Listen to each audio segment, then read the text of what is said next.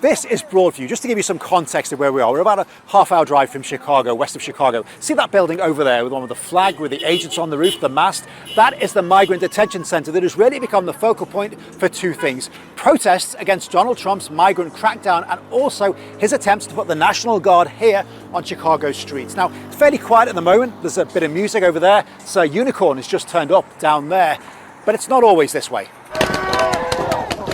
There have been protests here for weeks, sometimes violent. The president claims it is so bad here, he needs to bring the National Guard in. It's like a war zone. The word rebellion is being used, and that is key because a rebellion allows the president to take control of the troops who are in town from Illinois and other states, but they can't actually do anything. And that is because the courts keep on blocking President Trump's attempts, saying a protest is not necessarily a rebellion. But now that could all be about to change because, legally speaking, this is going all the way to the top.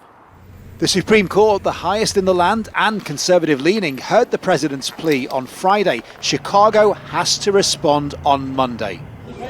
Footage like this has outraged opponents. A 19-year-old chased through a pharmacy and pinned to the ground by federal agents, despite his relatives yelling he is a US citizen. I work for WGN. A TV producer arrested nearby after agents claim she threw objects at them. She is suing, saying she did nothing wrong.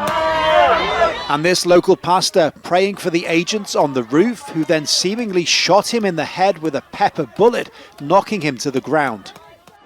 So we have Brian with us. Brian was in that video, actually helped the pastor when he was hit. Supreme Court's getting involved here. How do you think all of this is going to turn out realistically?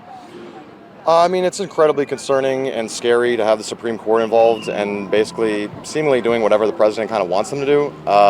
So I find that very scary for sure, and I think a lot of people out here do. But even if he doesn't get his way with the Supreme Court, Donald Trump does have one other big option at his disposal. We have an Insurrection Act for a reason. If I had to enact it, I'd do that. The Insurrection Act allows the president to take control of the National Guard over the heads of governors, over the heads of the courts, but declaring an insurrection is seen as an extreme measure, effectively hitting the nuclear option. Let's ask these guys what they think about it. I mean, are you concerned about the Insurrection Act being invoked? Yes, we're very concerned about the Insurrection Act.